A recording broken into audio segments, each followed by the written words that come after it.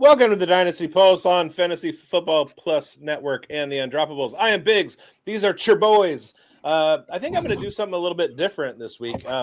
We're just going to do like a fantasy, no analysis. We're just going to do a fantasy draft. We're going to draft childhood nostalgia. I'll go first with the 101. I draft scratch and sniff stickers. Scratch and sniff Snickers. I love that. I'm kidding. This is the Dynasty Pulse. We're here to talk Dynasty Fantasy Football. I've got Schultzy here. I got Grindberg here. I got Chev, the legendary ball knower here. And I got Coach Retzlaff here. Let's get into it. Mike, is there any news? We're kind of just at the end of the season here. We had a pretty awesome show last week. We had our best calls of 2024, had some pretty good bangers in that one. Chev, had to shout out your Kyron Williams, Chase Brown take there, after analyzing it, broke it down. I mean, they were pretty even there. So good call on you to have that premonition early on, and way to go, man. That was really awesome. And now this week, not so great. We're going to go over some calls that we have to, humble ourselves with, because we had a lot of great calls in 2024, but we also had some bad ones that we have to take ownership over. And we're going to start that off today, but also, you do. Yeah. Okay. I think we all do. But then you're never wrong. You're just early or it hasn't happened yet. Right. Right. Either early or late. Exactly. And then we'll get into our stock up, stock down, because we didn't get time for that last week, but we'll make some time this week. There's not much meaningful fantasy football other than some DFS stuff right now. So Dynasty is key. So let's get her ripping. Who's first on the slate, Schultzy? Well, I think it's me. There you go. The answer's in the question, right? That's a good point. You know what? There's some humble pie to this one, but it involves my beloved Jaguars, and I'm absolutely a pro at taking humble pie about the Jaguars. So my biggest miss was literally just the Jaguars, man. I was super high on Trevor Lawrence, Evan Ingram, Christian Kirk, off the trio. And then the funniest part of my take was I was down on Brian Thomas Jr. So I whiffed so damn hard on the Jaguars. Now you go 2 seasons back, Trevor goes on an absolute tear down the stretch to fight the team into the playoffs, starts 8-3 the following season before getting just absolutely decimated by injuries. Defense was absolutely terrible down the stretch. Like, it was just an absolute mess of a second half of the season. Like, I don't think anyone was surviving. Trevor shouldn't even have been playing, to be honest. He was really messed up that year. So you turn it around, you get healthy Trevor back, you get Kirk and Ingram, you're adding some legit speed on the outside to, only help these dudes operate in the middle and underneath. The writing was all there. Turns out Doug Peterson is a freaking joke. He has done absolutely nothing to evolve this offense since 2022. Before the emergence of Brian Thomas, if Christian Kirk got out schematically, he was screwed. Christian Kirk was a schematic linchpin in his offense. That is not an offensive wizard. He's done nothing to adapt in the 3 seasons he was in Jacksonville. The pre-snap motion rates were the bottom third of the league. Just no creativity. He handed the play calling duties to Press Taylor and then just let him sink the ship, essentially, and then never took the reins back. Like, you're an offensive wizard who got to where you were as a play caller. Like, take it back. Take some ownership of this. It was an absolute train wreck from a coaching standpoint. Trevor goes down with injuries again. I couldn't have been any more wrong on this. And the funniest part, like I said, is the whole Brian Thomas thing. I was like big time out on him as a rookie, and look at that. Yeah, you had us all bought in on the Jags too, which sank way to go, me. Fantasy formats.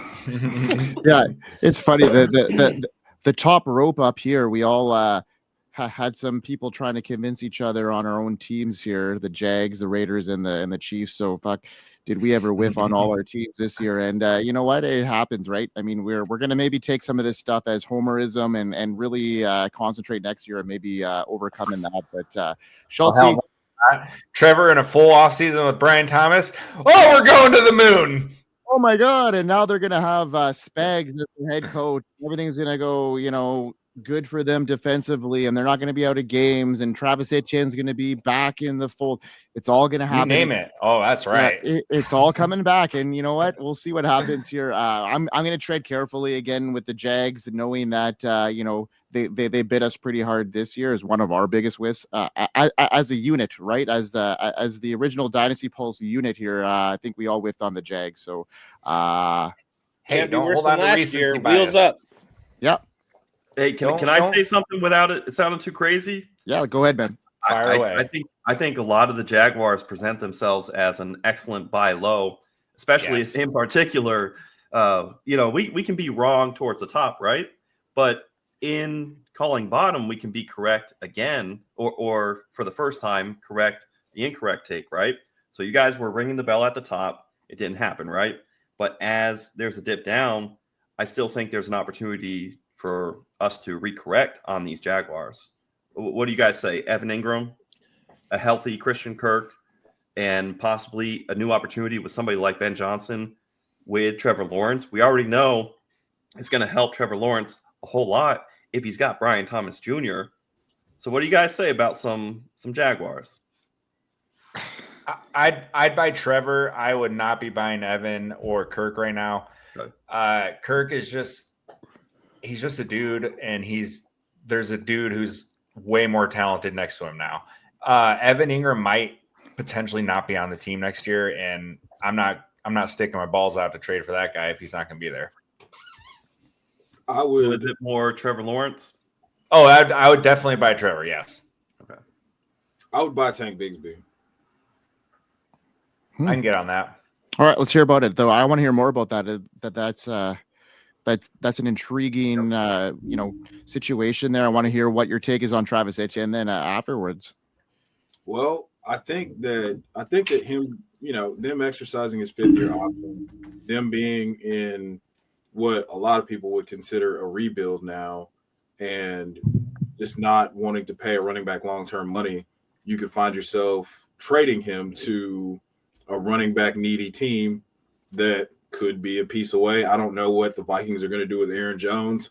I don't know the Dallas Cowboys are probably going to draft somebody, but if they miss out on Ashton Jeanty, or just decide to completely ignore the running back position again, they could probably send like a 3rd or a 4th round pick, and then, some other pick and get Travis Etienne. Are you listening, GM Tom Brady? Yeah. So, the Raiders, even though, again, bad team, don't want to pay a running back, that's the only reason that I didn't include them in that. But the Giants could be in play there.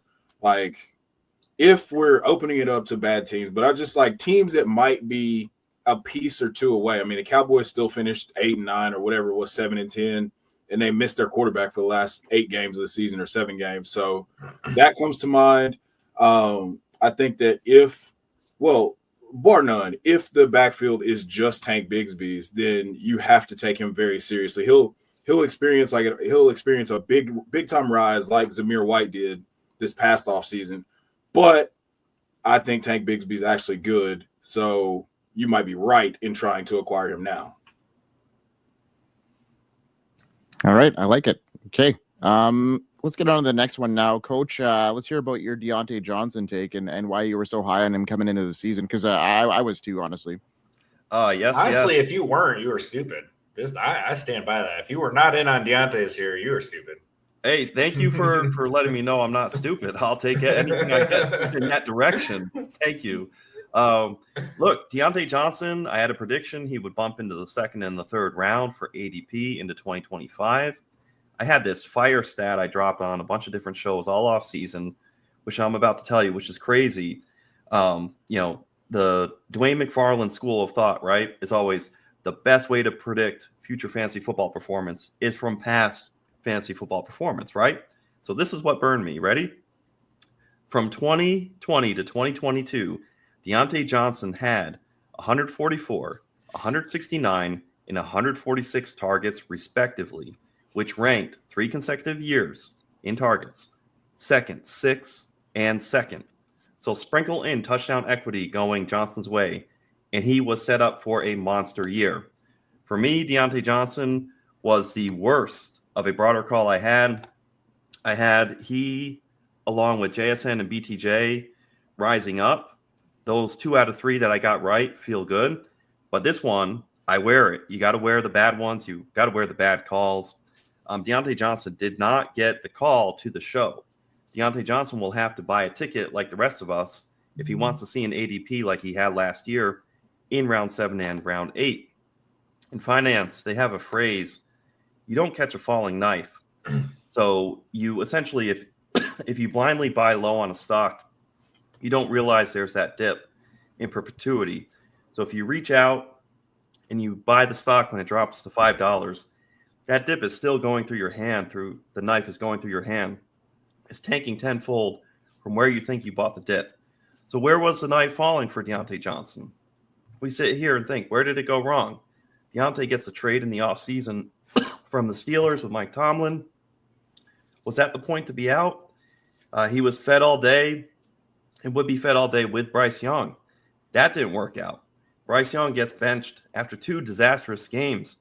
From that point, we had the dead cat bounce. Andy Dalton comes in weeks 3 through 6, wide receiver 6, 10, 57, and 12.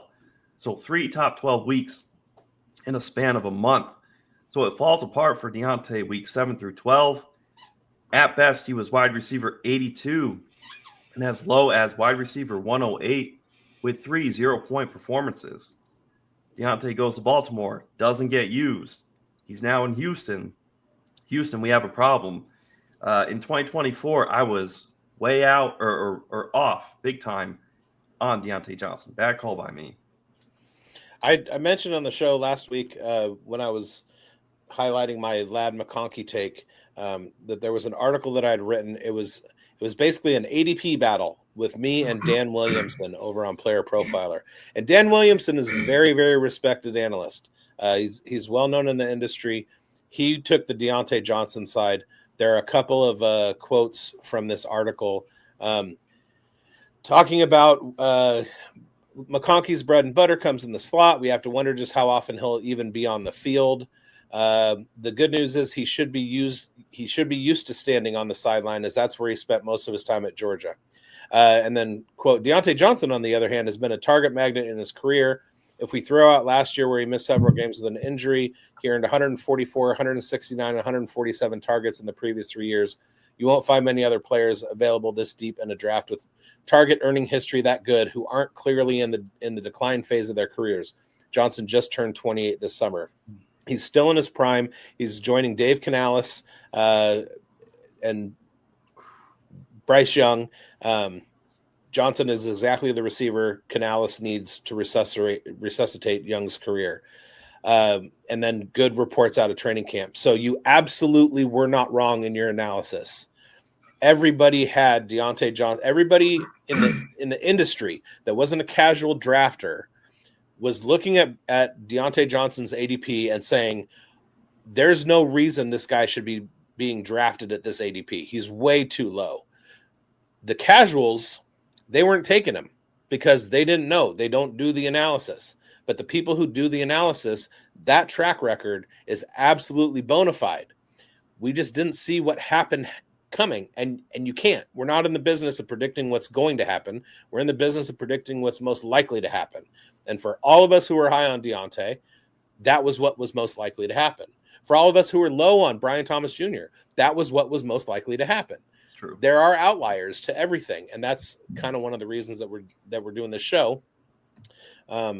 So that we can defend our good process bet results. The thing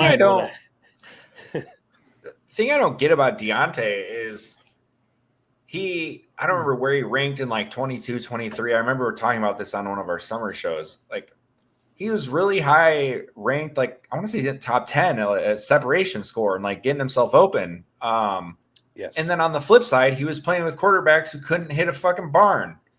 So it was like put those two together. You get the dude who gets himself wide open every play and just get him with a guy who doesn't completely suck ass. Fireworks, right? Well, yeah, and one of the things I'm going to be looking at real heavy going into this next season is catchable ball rate by quarterbacks, which I did a lot of homework on catchable ball rate last year, which is where I found the Russell Wilson bump in Pittsburgh, although that didn't work out as well as I thought it would just because of his injury to start the year. But you have guys like Marvin Harrison Jr., Romo Dunze, who are like hovering around 50% catch rates. Those are bad balls. Those aren't bad receivers. Their numbers are bad, but expect regression if they have a quarterback improvement or some kind of change or whatever. And obviously those two guys aren't going to have some kind of change or quarterback improvement, but there are other examples around the league where you get metrics like that. And it definitely points to an opportunity for positive regression that most people aren't going to see coming. I totally agree. No, I was with you guys. I looked at this as this offseason's, we can go back. You can point to Josh Allen getting Stephon Diggs, and then the following year, A.J. Brown getting, or Jalen Hurts getting A.J. Brown, and then pointing to an almost direct correlation between their arrivals and their meteoric rise into fantasy, damn near immortality. So I thought this was that version. Not only did that not come true, but Bryce Young was benched after 2 weeks. So that put us in and then you get the 1 week with Andy Dalton. You're like, yeah, great. That's fantastic. As coach refers to it as the dead cat bounce. And I caught that dead cat and I was like, I'm going to run with it. And it was like, no, this really sucks. You could also call it Raiders week. Yeah. Look, I'm not here to poo-poo on your team. I'm gonna let you do that. That's a great segue actually there, Chev, because bigz is about to eat some crow on his take this year, and it was about one of his Raiders players. So let's hear about it, bigz. Yeah, going into the 2024 season, coming out of 2023, Zamir White looked like he was poised to beat his ADP. He had finished up 2023 with 4 straight games that Josh Jacobs missed because of injury.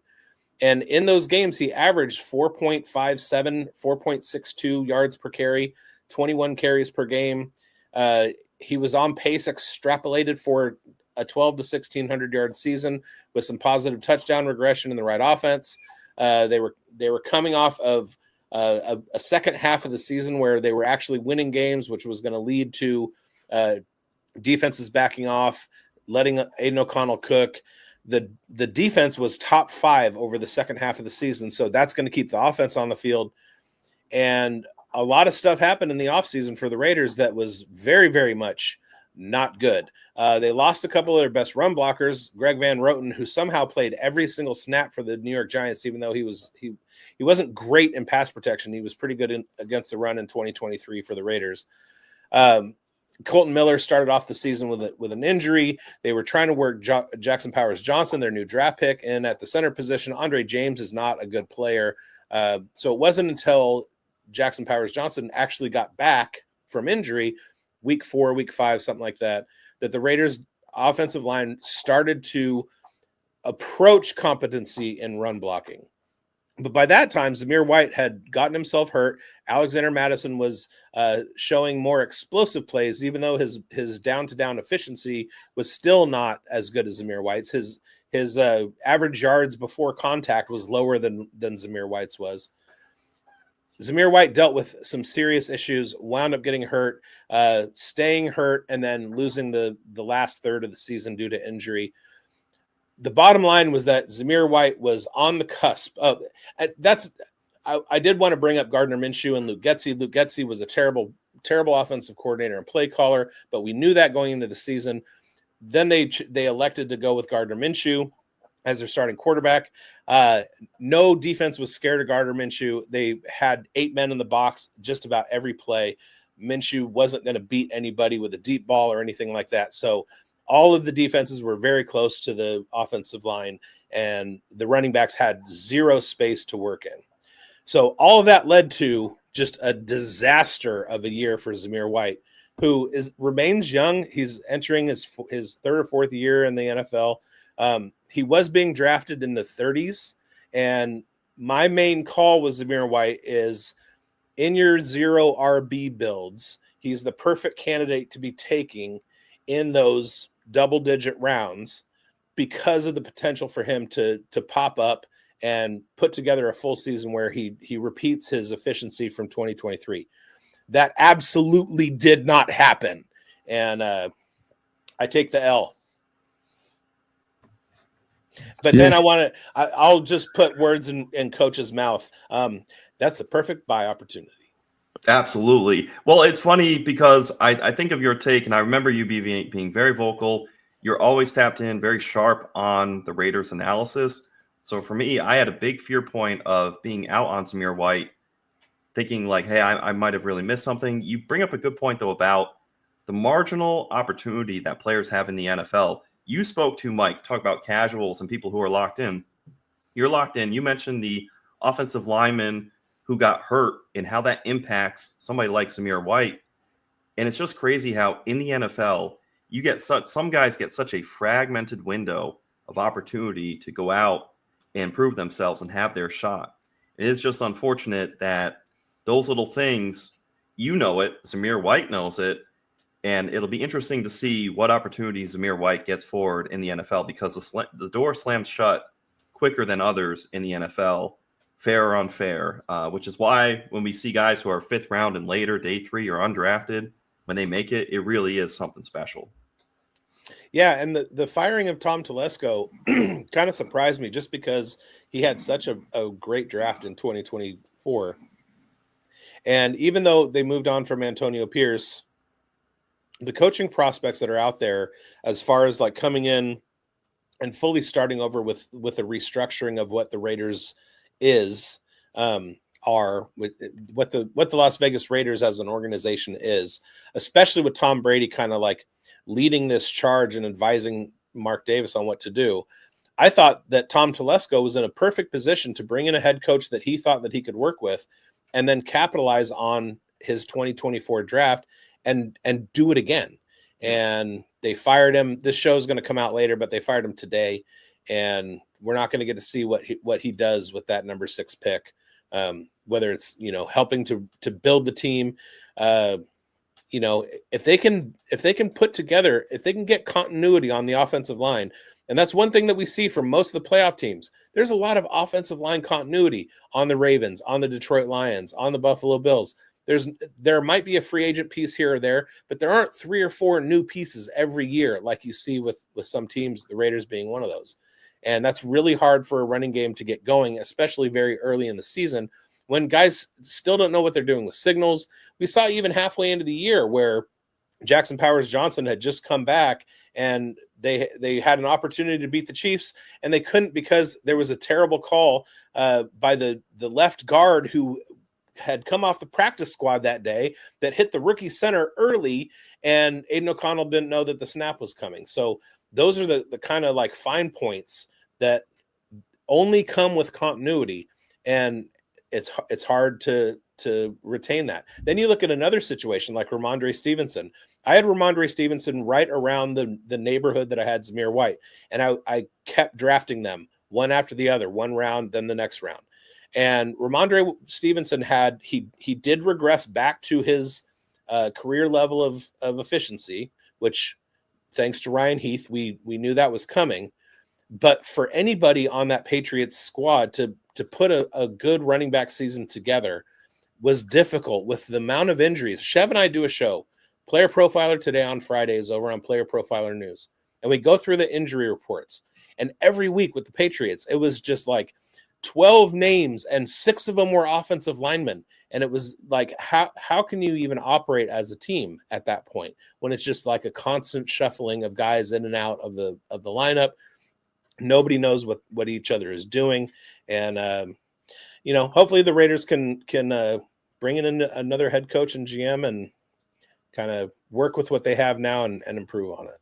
And trade for the number 1 pick and draft Shedeur Sanders. Hell yeah. Hell yeah, brother. Hell yeah, brother. They can do that, and then all the crap you see behind me will be Lions gear. Love that. Love that. Hey, I've got some purple Air Maxes that I'm just waiting to put on if we decide to draft Cam Ward or Shedeur Sanders #1 overall. The #1 pick should be Travis Hunter. End of story. That's not what we're here for, though. I guess it's my turn. Is it my turn for my terrible take? Do it. Yup. It's a 3-parter, okay? So just stay with me here.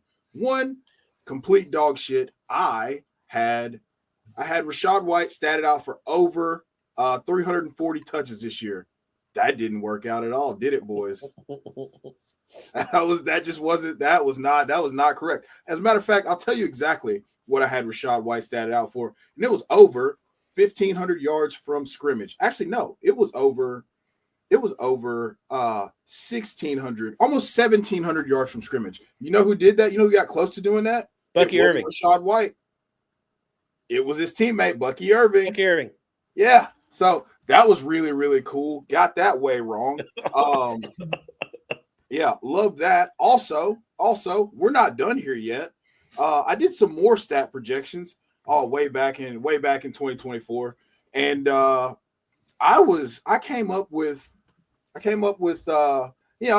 I've been a Drake London denier for a long time, but I gave him some respect. I was like, there's a world where he gets absolutely peppered with targets, and he finishes with 130 targets, 84 catches, 1,056 yards, and 6 touchdowns. That's what I had him statted out for.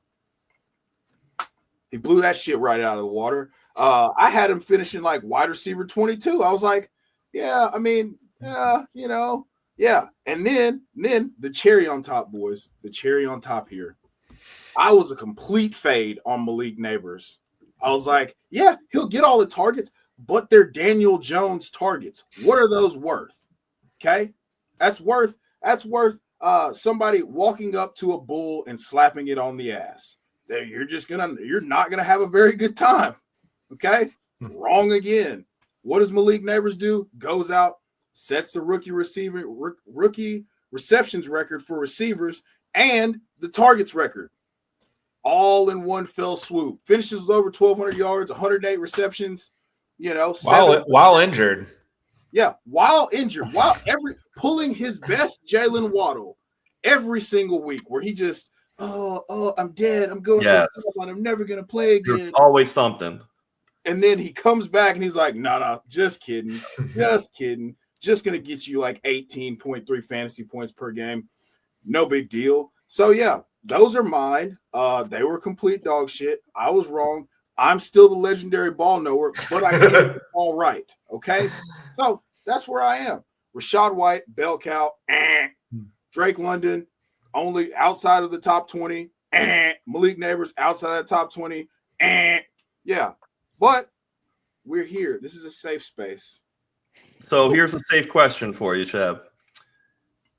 With Rachaad White, did part of your analysis that you were going through was the team setup, the offense that he was within, that you were ready for him to blossom even more?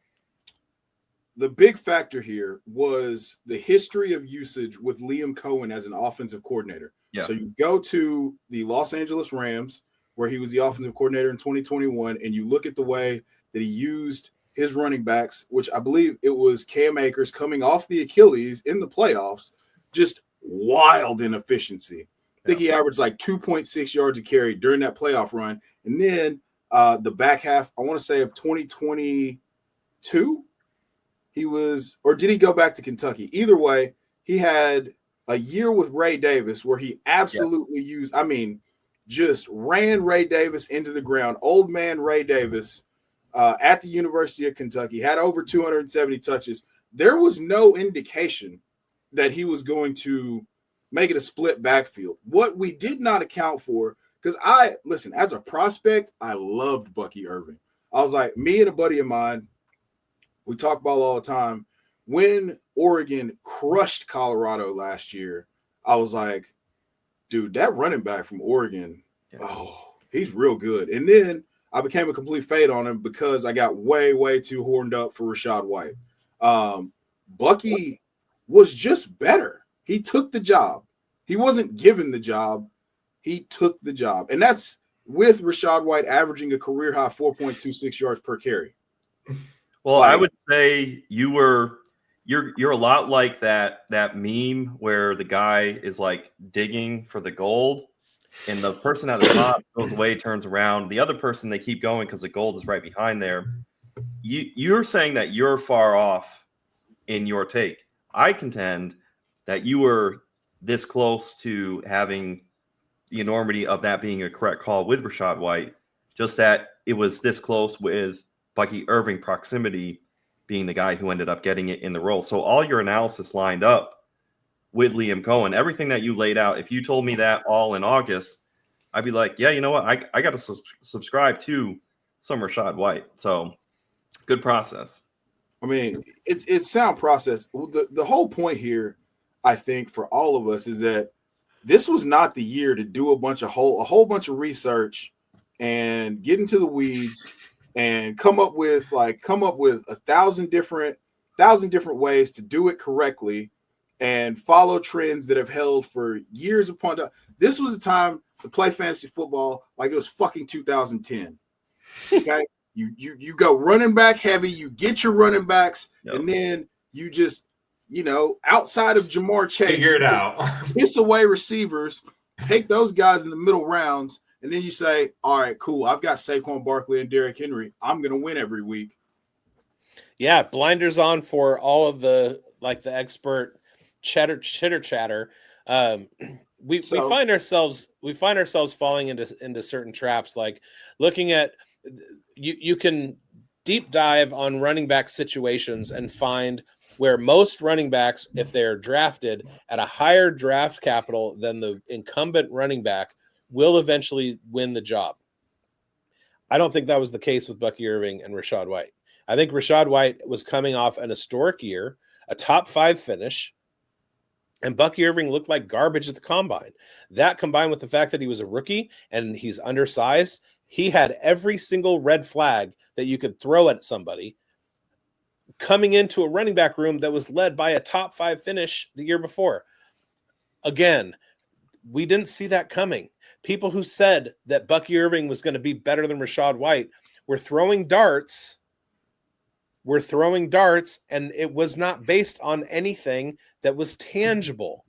No, so other than Bucky's film. Yeah, people. No. There was some coach speak. There was some coach speak that was out there that you might have been able to even then in week 1, Bucky didn't get meaningful carries until the game was out of hand in the fourth quarter. Granted, he did average like 8 yards a carry, but that's not the point. He got those in garbage time. So I was like, yeah, dude, of course. Like I even went back and broke the film down, and I was like, yeah, it's like, hey, they didn't even have Jonathan Allen and Daron Payne in the game at the same time. Like he's running against like the guys who, play on field goal block and stuff. So I don't give that credence. And then in week 2, it was like, well, I mean, of course, Rachaad White's not going to do well against the Detroit Lions. They haven't allowed like a 100-yard rusher since they were 1-7 back in 2022. Actually, it stopped.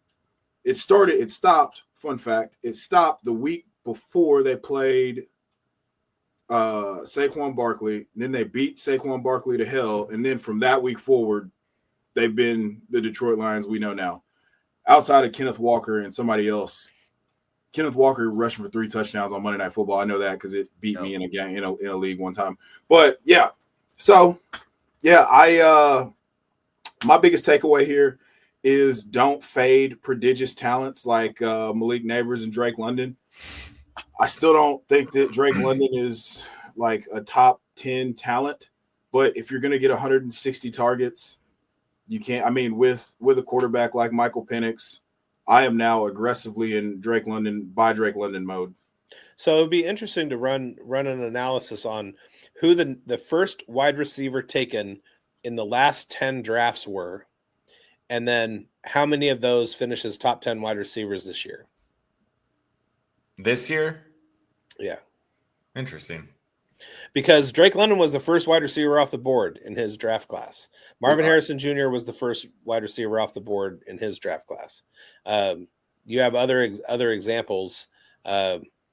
who was the first receiver off the board in 2023? Was it Quentin Johnson? Or was it JSN? Who went first? It went. I know. Was it Jason. Yeah, so JSN. Jason Flowers, then Quentin. And then Addison, right? It was like 4 in a clone. Yeah. Yeah. Because I feel like if you go back and look at draft history, guys that were taken as the first wide receiver off the board are going to be have a much greater chance of hitting in the top 10, and Drake London is one of those. He's always had that talent. He coming out, he was a little bit small. Oh, he's so skinny, but like the NFL collectively, 32 scouting departments. He was the first choice of all of them. That's a lot of brain power, and he was the first pick. So you got to give some credence to that. I know it wasn't George. No, I listen. I do give credence to that. The problem was, like, you had receivers. I'm not gonna say his name. I'm not gonna do it, especially not after last week. We're gonna be quiet. We're gonna eat our humble pie until I have a reason to talk shit again, and that's exactly what I'm gonna do. But for right now, the Drake London apologists, y'all got it. You've even got me trying to make a plus EV move to acquire Drake London now before he gets the full Penix. Okay, so well, a funny thing happened on the way to being the first wide receiver drafted off the board. I tend to look at them as overrated. So no Drake London shares, no Marvin Harrison Jr. shares, because I can find value in other places. You know what I mean? So absolutely. I'm not a Drake London apologist. There's never been value associated with Marvin Harrison. You thought that you were paying Lamborghini prices and you were getting an F1 car. It was like, joke's on you guys. I just got the wide receiver 1 overall at wide receiver 10 or whatever he was. Right. So yeah, and typically whoever is the most hyped, whoever is, the leader at the position, when you're going into a draft, number 1 ADP is rarely, like, it's never a good value, and you can always do more. If you're in a tradable situation, you can always trade out of that spot where that player is available, because somebody's always going to be willing to pay to get there, because there's going to be half of your league slobbering to get that Drake London out of that draft or that Marvin Harrison Jr. out of that draft. And it's very rare that you find somebody with a talent level like Jackson Smith and Jigba or Malik Neighbors, where you draft them is actually what they can provide for you at a certain level. Now, JSN didn't do it in his first season. That was largely a symptom of the structure that he was in Seattle and his landing spot. Waldron, we know. Right. but very rarely that guy turns out to be that guy. Even Justin Jefferson was like a week 6 waiver wire pickup. You know what I mean?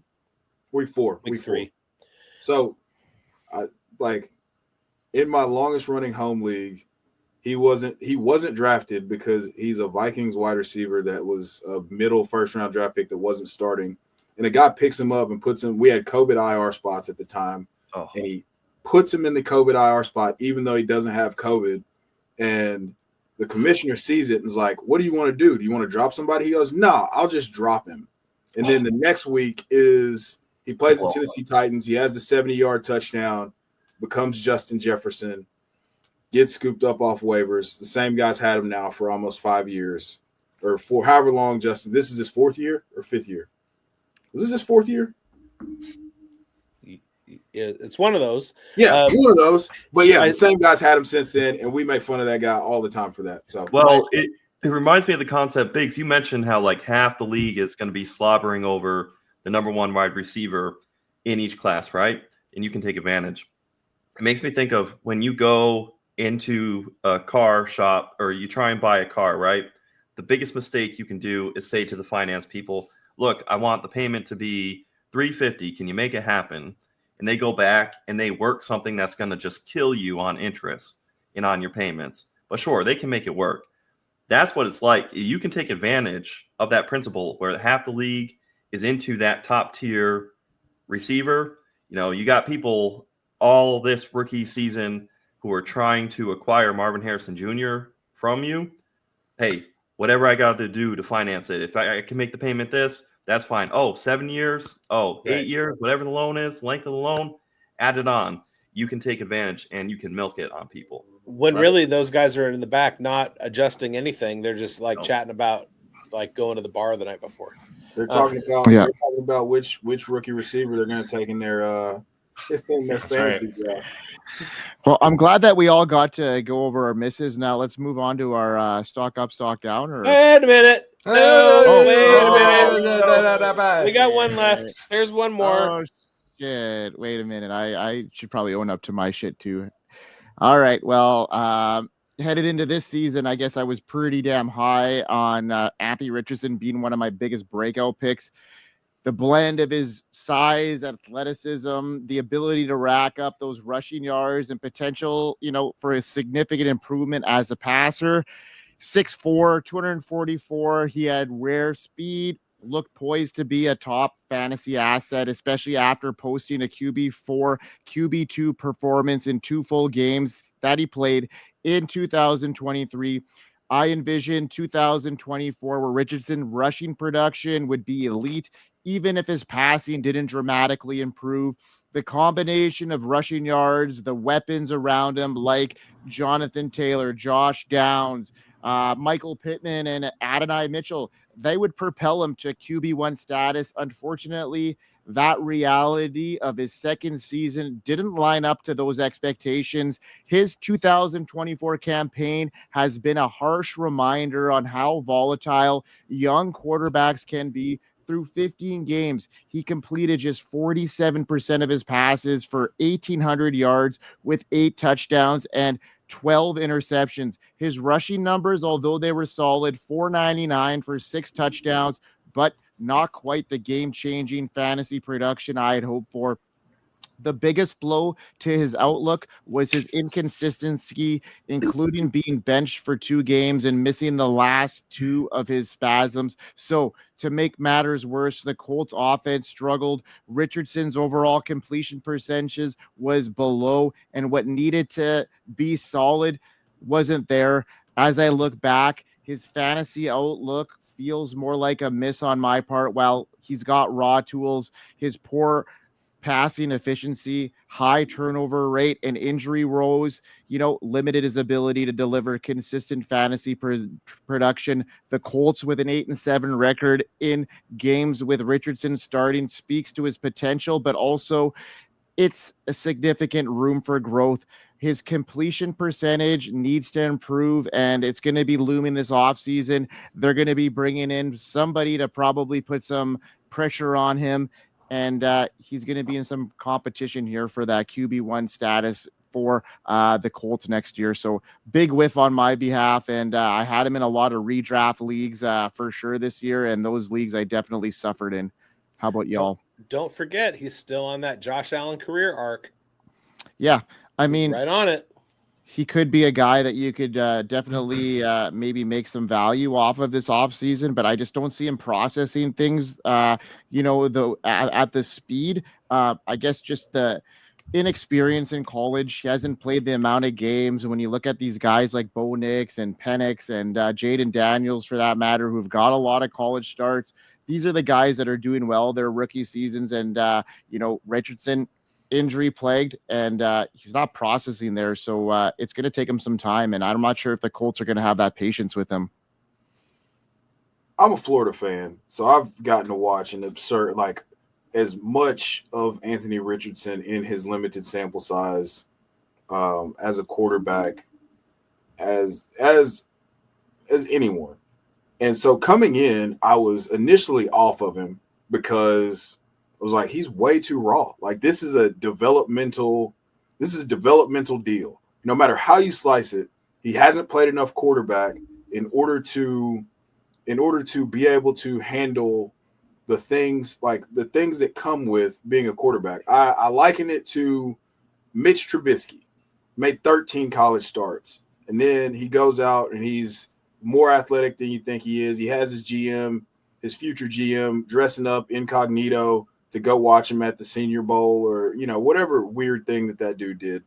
But that was in my head. And then you see the 4 games and you see I mean, the rushing floor is absolutely tantalizing. And then everybody starts throwing the Cam Newton things out there. What people, the biggest miss in process was realizing that Cam Newton played 3 or 4 years of college football. He got jettisoned from Florida because he couldn't beat out Tebow after being a 5-star recruit, goes to Blinn, goes to junior college, wins a national championship, then comes back into the national media landscape. Not only like wins the Heisman and is the best quarterback in college football, but then wins a national championship. He leads Auburn with no pros to a national championship. So he played quarterback at a high level. Anthony Richardson never did that. And that's a thing that I feel like we all missed. And then we were willing to ignore that because the sample of what we got was an incredible rushing floor. And the things as a passer we were willing to ignore because it's like, well, he doesn't have to throw it that much if he's going to run for 2 touchdowns every game. And it's like, well, guys, nobody in the history of ever has run for 2 touchdowns in a game, much less a quarterback. And then the quarterback got knocked out trying to do that. So it's like, they're probably going to tone that down a little bit. And then you get Shane Steichen selling us wolf tickets saying, hey, man, we're going to treat him like Steph Curry when it comes to shooting threes. That's what he does good. That's what we should do. And I bought in like a dumbass. And I was like, yeah, you know what I'm going to do? Big brain JC, going to take him 3rd overall in a freaking startup. So, like, I was bought in. I got the wool pulled over my eyes. Now, I don't even know if he's going to be a starter for much longer. He has a lot of work to do. Like, you hit the nail on the head talking about processing. All of the high-level things that come with being a franchise quarterback, he's never really had to do. The offense at Florida is not one that's necessarily conducive to like having, making multiple reads and multiple decisions. I mean, he had Slick Rick Pearsall, and he had his best season after Anthony Richardson left. So there's just not a lot to go on when you're evaluating him for what he's done versus what he might be capable of. You hit the nail on the head, right Trey at the end, Lance. especially with Ricky Pearsall. Like, when I'm looking at Josh Downs, Alec Pierce, any type of receiving options for the Colts, and I'm just thinking, yeah, get me Joe Flacco over Anthony Richardson. Like, we are getting ecstatic about their prospects, and putting Josh Downs in our lineups, that's a big problem. Exactly. Like, that's not where you want to be. Like, you mentioned the Steichen thing, and this is the dude who had a big hand in bringing Jalen Hurts around and making him a thing, right? And and he was the dude handpicked to carve out AR and to bring him along, and it's just not been there. So that's kind of concerning to me. And the other thing you mentioned, like, great, he's going to run for 2 touchdowns, but he can't pass for shit. And we're playing fantasy football. They're not. If you can't pass for shit, you aren't going to have a job very long. Right. Yeah. In 2023, I had the 4th pick in our rookie draft, and my buddy's wife had the 2nd pick. Right. So I fully planned on taking Anthony Richardson. My buddy's a Colts fan. I traded a quarterback away for the 3rd pick. I want to say it was Jalen Hurts, so that I could get that 3rd pick and take Anthony Richardson. Or maybe it was the 4th. Dude traded with his wife from the 5th to the 2nd to jump me and grab Anthony Richardson. I mean, like, the rush, like the everything is there. I mean, obviously, if he doesn't go and absolutely, just liquefy the combine, he's the heaviest quarterback to run 4.4. He has a 40-inch vertical. His arm, I mean, he has Jamarcus Russell level arm talent, but the problem is he has Jamarcus Russell level decision making. Right. Like, that's where we're stuck here. Like, between the ears, he doesn't have enough reps to be a great NFL. Like, an average NFL passer right now. And to be in now, we've given you the medicine. Now let's talk about it. Let's talk a little bit about where it could get better. His receivers absolutely threw him under the bus quite a bit this year. Like, let's be totally honest about that. They absolutely threw him under the bus. They were not making tough catches. They were not making contested catches. And when, there's some layup opportunities that they don't have. If you've watched the Colts play, I watched the Colts probably 4 or 5 times this year with Anthony Richardson. And there were very few times where there was an easy button for him in the offense to just get the ball out of his hands, to get him into rhythm, to make things simpler. And that's doing a disservice to a quarterback as well. I mean, like, if you ask Bo Nix to do elite level year 12 Drew Brees stuff, he's going to look like he sucks too. So you got to, like, Sean Payton did a great job of dumbing it down to digestible. And then it's like, okay, we can build on this. Well, like, I feel like Shane Steichen started on the second floor and was like, shit, man, we'll fill in the foundation later. And that's surprising because Steichen is the quarterback guy. Right. And you hear a lot about it. They talk a lot about coaches cutting off half the field for a rookie quarterback or a very young quarterback. Yes. Make your first 2 reads and move on. And you would think that Steichen would do that. Well, before we move on, do you want to know who I drafted instead of because I missed out on Anthony Richardson? Is it going to maximize the pain of this segment? No. Tim Tebow. JSN and Zamir Gibbs. Oh, beautiful. Hey, sometimes it's the deals that don't work out. I was so mad when he made that trade. I was like, he's only doing it with his wife because he knows that I want Anthony Richardson. I was so mad. That's a weird reason to do it with his wife. Hey, we'll just baby. let that hang there. Hey, baby, Brendan wants to draft Anthony Richardson. You want to go have some business time? Just do it with your wife, right? Hey, Chev brought up Anthony Richardson, right? All right. Before we get up Jamarcus Russell, I just want to say, never forget when he was sent home tape to watch, was asked when he came back the next day what he saw, and he gave some bullshit answer only to be told it was a blank tape. Yeah, there was no DVD in the box. Now, is Anthony Richardson maybe it's not Jamarcus Russell level. Not even close. Is Anthony Richardson fully committed to be the best player he can be? I mean, we're gonna find out. We're gonna find out probably during OTAs and preseason next year.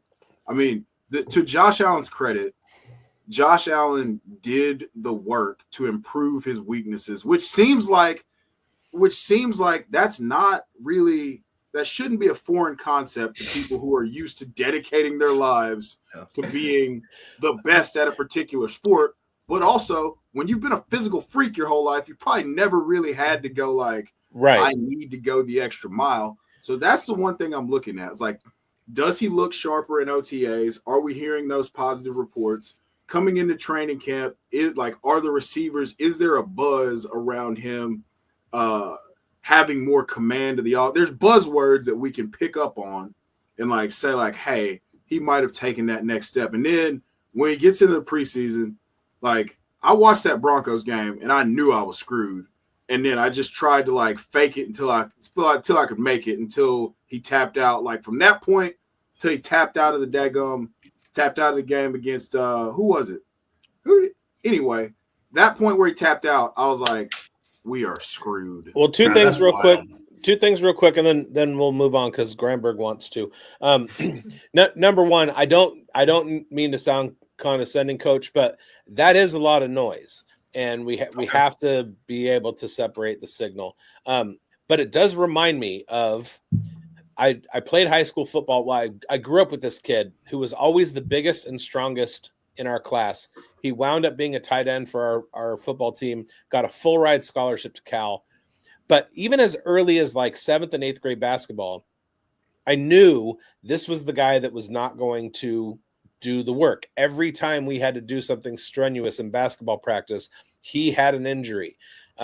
he was never willing to work, and he succeeded through his senior year of high school, just being physically superior to everybody, right? So he goes to Cal, he's a freshman, red shirts, comes out his sophomore year, his redshirt freshman year. He's supposed to earn snaps. He gets overtaken by a freshman tight end who becomes Tony Gonzalez. And nobody's ever heard of Matt Johnson. You have to be willing to put in the work. And that's where the rubber hits the road. And to that point, Anthony Richardson has never had to put in the work. He's always gotten by on his running ability and his ability to throw the ball as far as he can and have somebody run underneath it. He's never had to actually go through the reps to learn how to be a great football player. So we have to see over the next couple seasons that he's actually doing that. So take it away, Grindberg. No, I just that's a great take, and I think you nailed it there. We really have to see him progress, but is he going to have that opportunity down the line to be able to do that? You know, like these quarterbacks are on such tight leashes. You know, he's got that first round pedigree. Obviously the Colts are going to have to, you know, give him another shot here, but I'm not sure how big that leash is going to be moving forward. Obviously with that top 4 pick, but yeah, I love that take, bigz. Guys, we're an hour in. Let's get into our stock ups and see where we get from there, and maybe we'll wait for our stock downs for the next episode. Let's start it off with Coach. Who's your stock up? Hey, my stock up, Ricky Pearsall cooked the Lions on Monday Night Football. Stands out as well that Pearsall balled out on championship week. Ricky Pearsall is a first-round draft pick, wide receiver on the week, with 28.7 fantasy points, 10 targets, 8 catches, and a touchdown. The next week, Ricky Pearsall followed up with 18.9 fantasy points as wide receiver 14, 6 catches, 69 yards, and a touchdown. Nice. With the coldest celebration you'll ever see. We cling to Malik Neighbors, BTJ, Ladd McConkey, and tend to anchor forward the narrative of who is a hit and a miss in each draft class. Ricky Pearsall has a lost season and was drafted in what looked like a deep and clogged wide receiver room. Of course, Pearsall had adversity off the field when he got shot. Pretty cool story there of him wanting to link up with the perpetrator and grant forgiveness. Incredible. The thinking of the 49ers at the time, though, drafting Pearsall, was that he fit into the team's long-term plans. Just maybe not the immediate plans. No rush, right? Pearsall gave the 49ers flexibility in future years. Spot Track has listed 2025 as a potential out for Deebo Samuel, with Deebo Samuel's 2026 age 30 season as a void year.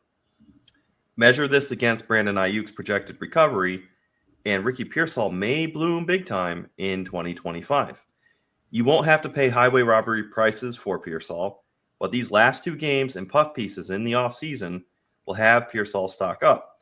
With no playoffs for the 49ers, these 2 games will stick in fantasy gamers' heads when clicking the button to draft Ricky Pearsall. So on Keep Trade Cut, things that come up even. Pearsall versus Cortland Sutton. I lean Cortland Sutton. Pearsall versus Tucker Kraft. I lean Pearsall. Ricky Pearsall versus Michael Pittman. Give me Ricky. Pearsall. Yeah, tell me. Can I throw out a legitimate scenario I was just texting a buddy about the other day involving Ricky? Yep. Potential trade. He receives Ricky in a second this year, mid-second. He sends a 27 first and a 26 third. Well, the 27 is far away, but we're talking. Could that be Jeremiah Smith? Yes. If that pick could potentially be Jeremiah Smith, I'm doing that. Yes. You're taking the pick side? Yes. For the 27 I do want to point out before we get I understand Ricky Pearsall's draft capital, but Ricky Pearsall had the second lowest unscore out of that model going into the 2024 season. The only one lower is Xavier Legette. Now, I've talked on the show before about how it's easy to miss on guys who suddenly get an opportunity. It's less likely for somebody like Ricky Pearsall to get an opportunity than it is for Jamari Thrash based on talent level. However, because of landing spot, Ricky Pearsall got an opportunity. Jamari Thrash didn't. Analytically, Jamari Thrash is much, much better as a wide receiver than Ricky Pearsall, but Ricky Pearsall has the opportunity. So I'm going to be closely monitoring what happens. I want to see Debo gone. I want to see Brandon Ayuk have an elongated rehab period. And then I will change my tune on Ricky Pearsall, but not before then. So I think essentially it's a stock up for Ricky Pearsall, and it's twofold. If you're in on him, you keep. If you're out on him, you have a chance to, cash out on him because maybe you drafted him at value or at ADV, right? Artificial dynasty value based on what your opponents might be interested in. Hey, you clung to where you were in the rookie draft. Well, here's a first-round draft pick on a proficient offense. Down the line, I'll be able to sell Ricky Pearsall. So with that thinking, here we are these last 2 weeks.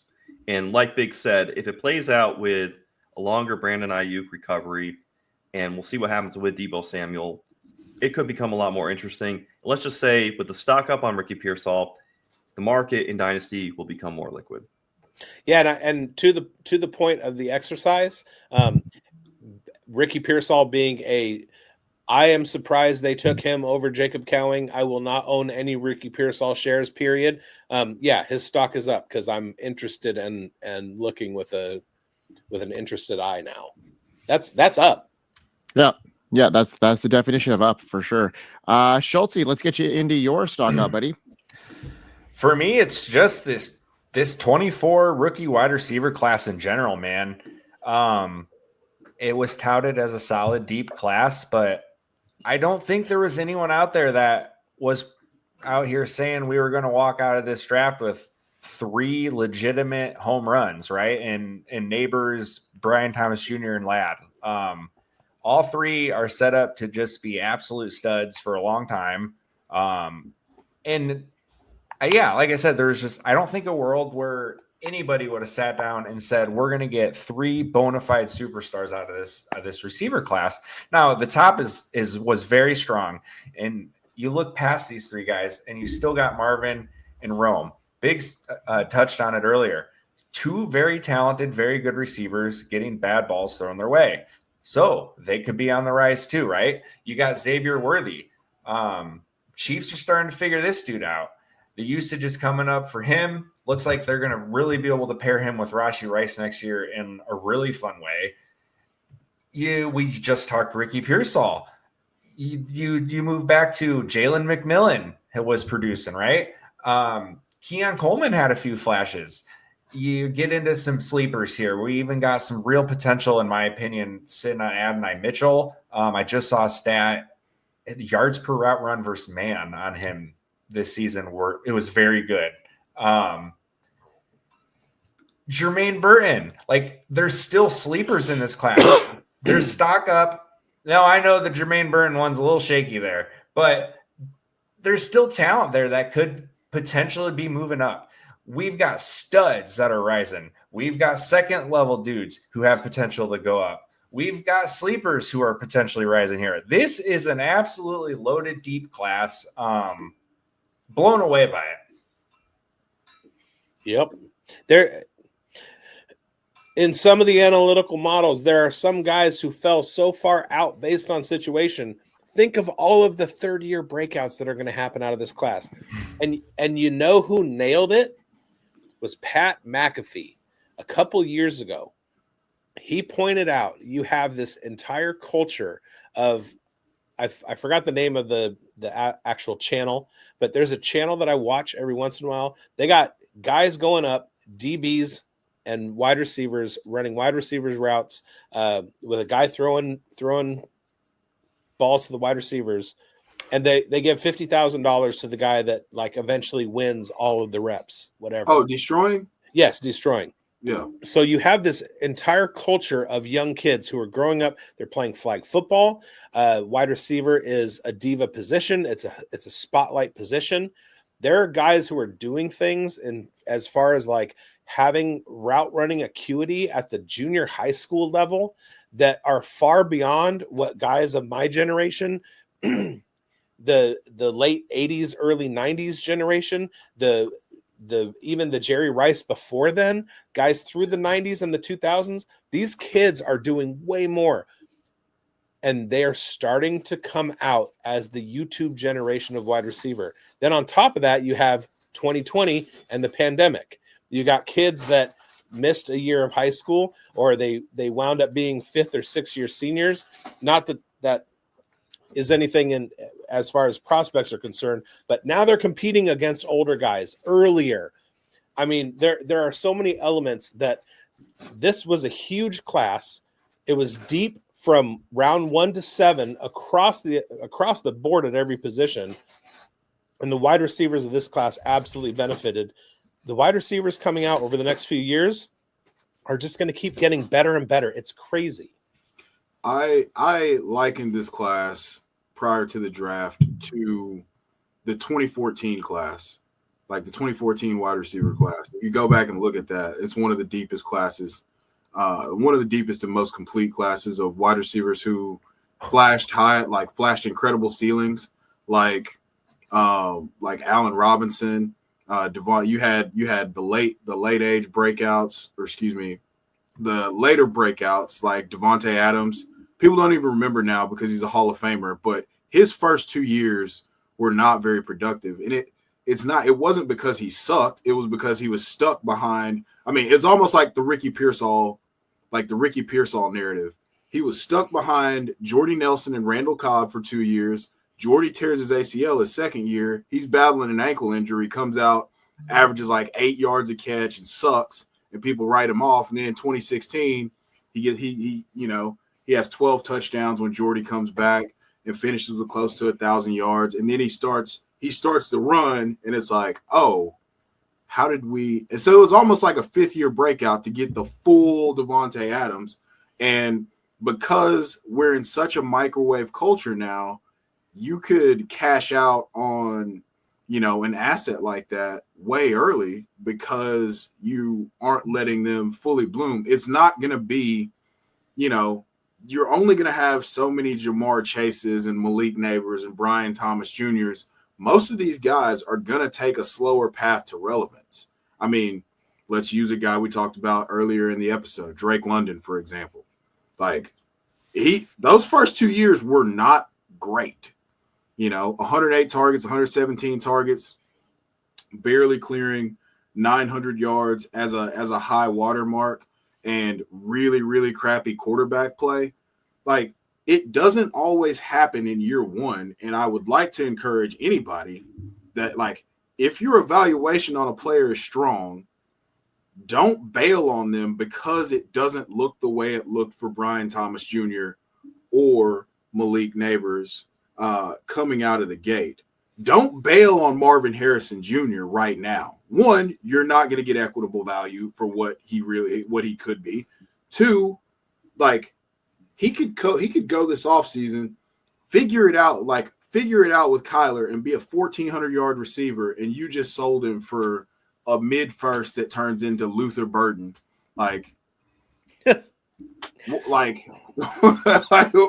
I call this the Darnell Mooney, Curtis Samuel paradigm. Yeah. And were you talking about Jacksonville legend, 11-year veteran, and current Detroit Lion wide receiver, Allen Robinson? I most certainly was. Yes. I cannot wait for him to get a playoff or Super Bowl touchdown. It's going to be one of the greatest days of my life. Yeah. Like, I fully bought into the year 2 breakout of Allen Robinson. So I got to enjoy that 2015 season. 300 points? Are you kidding me? Yeah. 80 for 14. Man, I was in on him and I loved it. Yeah. Yep. And I that had was like, guy in the league. He was like, who is that guy? Like, you got this random guy. Who is it? He's nobody. Yeah, like, dude. Yeah. So I was in an auction draft with my buddy, same league where Justin Jefferson was dropped. And a guy was like, $20 for Allen Robinson. And everybody was like, oh, and I was like, 40. Like, oh, you're an idiot. And then it happened. So yeah, I felt great about that. But yeah, this class, to close the point. This 2024 class is probably, in my opinion, going to end up a lot like that 2014 class, where there's pros littered everywhere. I mean, we're not even talking about Allen Hurns, who was a solid guy before he got his ankle, before he Chris Godwin. We're not talking about guys like that. There were pros everywhere in that class. I mean, yep. Jordan Matthews, who's playing tight end now, had a couple great years. Like, this class is that deep, and I think it'll reflect just like 2014 has represented itself over time. That 2014 draft gave the Jaguars Marquise Lee, Allen Robinson, Allen Hurns. Yeah. Raiders legend Marquise Lee. That Raiders almost got him a Super Bowl. So hell yeah, Blake Bortles. All right, let's go, Biggs. What do you got? So I'm gonna go with I play a lot of dynasty leagues, and it's 2025, and what I meant to say was I play a lot of Devy leagues, campus Canton, developmental leagues, what have you. So I roster college players, and it's also 2025, and we're starting to do rookie analysis. So I'm talking about a guy who's currently playing in the game that we're watching on all of our TVs right now while this is being recorded. And that's tight end from Penn State, Tyler Warren. And they're playing Notre Dame right now, but in the last playoff game, he did nothing less than go out and get 6 catches for 63 yards and 2 touchdowns in a playoff game against a pretty good defense. And Penn State rolled. His stock is totally up for me. He's currently sitting as my tight end 1 in the class, where I'm kind of waffling back and forth between him and Harold Fannin. I had Oronde Gadsden pegged as the tight end 1 of this class a couple years ago, and he's kind of fallen, which happens often. And then the kid from Texas, I loved Amari Knee-Black as a tight end value in Devy and C2C this last year, but he was absolutely passed up on the. He transferred from Alabama to Texas ostensibly to have a job, and the kid at Texas passed him up on the depth chart. So I'm still in on Amari Knee-Black, but for my 2025 class, I'm ranking Tyler Warren as my tight end 1, and his stock is totally up right now. Draft him in the second round in your rookie drafts.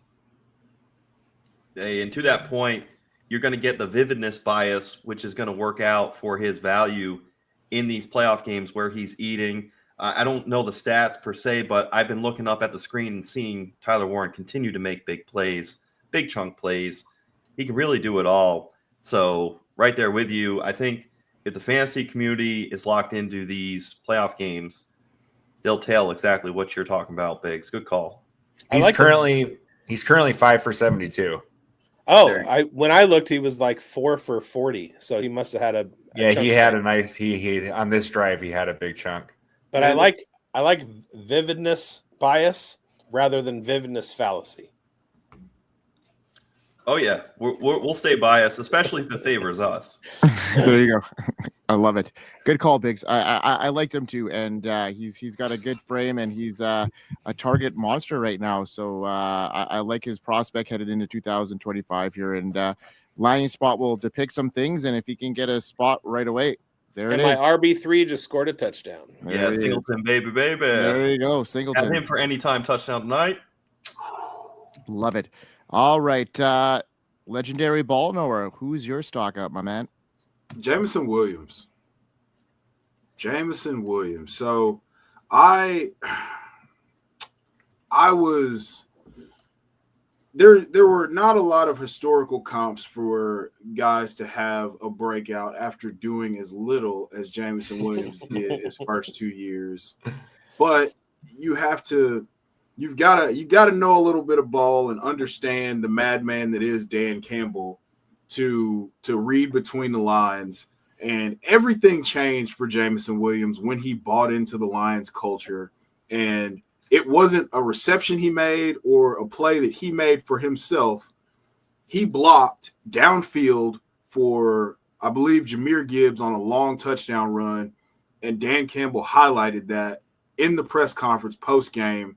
And from that moment forward, they started incorporating Jameson Williams into the offense more and more. Obviously, last year, Tim Patrick was taking most of the reps as a full-time player, but they let him go and did not bring anybody else in. They didn't sign Josh Reynolds, re-sign Josh Reynolds, or do anything like that. And to me, I said Tim Patrick earlier. I meant Josh Reynolds. To me, that signaled that they were ready to allow Jameson Williams to play a full-time role, but he was still going to get all the gadget touches he got. He was just going to be able to do real receiver stuff. And if you watch the Bama film, you knew he could do real receiver stuff because that's what the hell he did, when he went for 1,500 yards as and his only year playing getting full-time snaps as a collegiate athlete. And so for me, I'm excited to see where this goes. I've held him in spots that I've had him for a long time, and I refused to give up on him because it was like, man, if he comes out and he sucks, cool. I'll just, he'll die on my roster. But if he's a thing, this offensive ecosystem is elite enough to where he could get 90 targets and finish with 800 yards and 9 touchdowns because he scores 7 50-yard touchdowns. And I don't know how many touchdowns he had this year, but, I know he had the 80-yarder during the playoffs, and I know he finished with over 1,000 yards. So that's not the ceiling for him. If they open it up and they're going to throw more, or if Ben Johnson goes somewhere else and they hire a pass-happy OC, we're looking at potentially 80 catches for 12 or 1,300 yards and 8 to 10 touchdowns with Amon-Ra St. Brown getting 100 to 110 catches a year. He's supplanted Sam Laporta as the secondary option in the offense, and I'm stuck on that. So, yeah, my stock up is Jameson Williams, third-year breakout. Like we just talked about, it doesn't always have to happen like Jamar Chase for it to be a correct call. Just trust your evaluation process. And if you don't have an evaluation process and you're playing Dynasty, you're just giving money away. So, yeah. Or you can watch the show. Or that. I do want to point out on Chev's side, Grindberg and I just did the undrafted podcast with Jax Falcone that dropped this last week. The episode title is Amon-Ra's Mustache.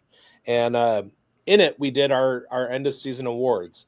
And my 2024 award winner for my 180-degree turn, meaning the guy that I was out on and now I'm 100% bought in on, and I'm going to be targeting in every platform that I play in 2025 is Jameson Williams. So good call, Chev. Thank you, sir. I wish I got more of him. I was splitting between him and Christian Watson in best ball, and I ended up with way more Christian Watson, which sucked. The knock on him coming out and was so he was injured coming out as a rookie. He had missed some time, and that was like predictable. But the deeper analysis showed that the only reason he was at Alabama was because he couldn't cut it at Ohio State when Chris Olave was there and Marvin Harrison Jr. comes in as a freshman and Jameson Williams leaves because he wanted playing time, and he goes to Alabama. I think they won the national championship that year, but he got hurt in the game, and they had John Mechie. So they lost because him and Mechie got hurt. Right. So they had won the year before or something like that, but he got hurt, and so it was like, okay, he's coming out, he's hurt, and also he wasn't as good as the Ohio State wide receivers that are currently coming out. Otherwise, he wouldn't have transferred to Alabama. That was the deeper narrative that was out there, right? The crazy part about it is all the Ohio State guys now, like, people will ask them about Jameson, and they're like, yeah, no, the coaches did not give him a shot to do anything besides run clear out routes. Right. But it does kind of go to show that anybody that Brian Hartline recruits yes, has something. Yes. And, you know, I mean, there are some guys out there like Antwi who aren't going to make it. The guy that transferred to South Carolina, not going to make it. But the guys that stick and some of the guys that transfer on and go on to careers somewhere else, they're Brian Hartline guys. And Yeah. I don't like helmet scouting, but I will scout Ohio State Brian There's- Hartline recruits at wide receiver. Don't make that's a very important note. Don't make the game harder than it is. If you see a receiver from LSU or Ohio State, they're probably pretty good. I mean, of course you're going to have your Terrace Marshalls and your Raiders legend Terrace Marshall. You're going to have a couple Terrace Marshalls thrown in there. But Butte. Yeah, Keisha. Oh, hey, Butte came along pretty nice in the back half of the season now. There's 5 touchdown catches, 6 touchdown catches, whatever it was. I mean, at one point he was a first round. He had a first round grade in the 2023 draft. And then they started throwing to Malik Neighbors, and it was like, wait, this guy's better. But it's not a knock on Butte. Entering 2023, Butte was supposed to be the wide receiver 1. Exactly. Yeah. So it's like there was something there that led you to this conclusion. It wasn't just the fact that his name's Butte and he played for LSU. I mean, it might have been a little factor. The booty was a factor. The booty factor. Sometimes you can't deny the booty, right? You can't resist. Yeah. One note on JMO. He has 4 top 12 games this year, weeks 1, 11, 16, 17. Can we accordion that out? It's pretty spread apart. Can that truncate tighter for more consistent weeks? That would just be my question that I'm looking into for JMO forward. But like you say, Chev, bye. I feel like moving forward with the new offensive coordinator, they're going to look at that and say he can be a higher component in this offense and be more, and it'll lead to consistency. The biggest question here for everybody, and mainly bigz, is when you strip all that Raider gear out of your room for the Shadur Sanders shares, what Detroit Lion jersey is going up in your room first? Is it going to be, Nevada boy Jared Goff, or your Zamir bigz, or is it now JMO? Because you're speaking highly of all 3 of these guys. No, it's Jared Goff. Hashtag Nevada boys. I love it. All right, let's finish this show off with my stock up here, and it's going to be Puka Nacua. And how is his stock up? Well, because now he's firmly, to me, implanted as a top 5 dynasty wide receiver. I mean, it's tough not to put him up there. He's poised to ascend into elite status. He's got the ability to produce at a high level, and it showed early in his career. His rookie season, broke a lot of records, and now he's able to eclipse Cooper Kupp. Now he's going to be able to, continue that streak. He's been awesome. 88 yards per game in his career 28 games. I mean, that's prolific. That's elite status. 1,500 yards as a rookie, 104 passing yards per game in his last 8 games. He's showing elite status comparable to, Amon-Ra St. Brown, Justin Jefferson, Jamar Chase. Nacua's career average of 88 yards per game is close to elite numbers posted by these types of players. Nacua is rapidly becoming, that fantasy darling that we're all expecting in dynasty leagues where long-term potential is king. His elite production is already on display, and he's got the right ecosystem to support his growth. Nacua is primed to break records and deliver his elite production for years to come. And I just think that, his stock is still going up even at that really high price that he's going. And I just think the fate of Cooper Kupp in the last little while is going to continue to ascend, and he may not be with the Rams next year. And Nacua is an elite target earner, so I love his situation. I want to say that 88 yards per game is higher than like Randy Moss, Jerry Rice. I'm going to look that up while you guys talk. 88 yards per It game. would be. I know off the top of my head, Julio at one point was at like 80, 87 point something, and it was the highest ever. It's insane. 28 games at that pace is pretty darn good. And he's missed a couple games due to injury, and maybe that type of play might, something that we're gonna have to, foreshadow for years to come. Him missing a handful of games every year because of the just way stat him out for 14 games and call it a day. Yeah. Mike, question. Yes. Would you rather have Puka or Nico Collins in Dynasty? Puka. That's strong. That is strong. Mm-hmm. I can't disagree with it. Right. But I don't know which side of that coin I fall on. Now I have a ton of Nico Collins is the reason that I would ask this, because at this point, like at a certain point in the season, the answer was definitely Nico. And now that we're getting removed further from that, like that white hot start for Nico and the injury period for Puka. Yeah. I feel like there's going to be a massive like shift to where Puka is unquestionably much more valuable. And he's 2 full years younger. Like 2 full years younger. He's only 23, and Nico's almost 26. So I mean, we're looking at 2 full years of production here, and I thought for some reason I thought he was about to turn 24. Or he is about to turn 24, Puka, but Nico is about to turn 26. Puka was an older senior when he came out last year, but Nico was 3 years ahead of him, or two years ahead of him. So currently, Justin Jefferson, I guess there's a minimum on this, but Justin Jefferson, 96.5 yards per game. Jamar Chase, 87.5 yards per game. So that would put Puka at, if he's at 88 yards per game, second career all time.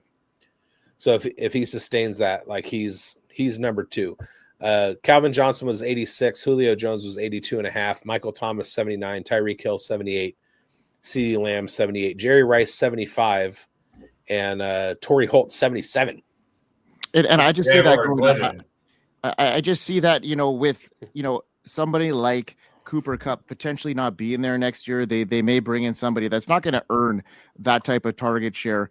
They definitely need somebody to open it up on the outside for him, because I think that would really help, because Puka's taken on a lot of that type of that wear and tear on him. So I'm hoping that they could bring in somebody down there that could with some speedster on the edge, but he's got the target share, he's got the age, and I just think if he's connected with McVay for a long time here, I just really like Puka, and he's just been elite, and I can't I can't deny that. So he's becoming more of a blue chip stock. You say, yeah, because I mean he's there. He's not viewed in that manner. So I think I might try to pull a trade off where I try to get. Well, I mean, let's look at the guys right now that Player Profiler have ahead of Puka right now in their dynasty rankings. They got Jamar Chase, Justin Jefferson, and CeeDee Lamb. That's it. And look who's right behind them. Nico Collins, and then Malik Neighbors. So I mean, it's really tight down the stretch here, and CJ Stroud and Nico are connected for a long time, and there's some question marks about Nico Collins and that connection with Stroud long term, where we see the struggles that Stroud had this year, and the Puka, we don't even know who his quarterback's going to be, after the 2025 season for the most part here. So we'll see there, and he's earned the targets. The important thing about his quarterback, though, going into 2025 that we need to note is that Matthew Stafford will target the shit out of his number 1 receiver, regardless of what else is going on. He's like, shit, Puka's down there somewhere. So, like, we need to be keeping that in mind when making plans for 2025 redraft. I know I will. Like 1,000%. Hey, Matthew Stafford and Puka are going to be linked up, and Puka's his guy now. And he's been a part of Calvin Johnson's record-breaking season, Cooper Kupp's triple threat, record-breaking season. Like, he's been a part of both of those and a large part of it. So I love that call, Mike. And Puka Nacua's record-breaking rookie season. Exactly. Who saw that coming? I mean, other than Debro, really. I mean, I had some Eastern Washington fans. I mean, I had some Puka shares because of that, and it was because of that call, and bigz kind of got me off of a little bit too because of your Jefferson take that year. But I mean, there was a situation that evolved in that offense that there's obviously an opportunity for targets. There's anybody that's connected with Matthew Stafford there is going to be eating, and that process was sound, bigz, when we were talking about that and we're reflecting on that Jefferson call, because Puka was nowhere on the radar at that stage. So how would you ever peg that? So your analysis was right on the money, and Jefferson could have been that guy, and it ended up being Puka. But he's talking about Van Jefferson, folks, not Justin. Yeah.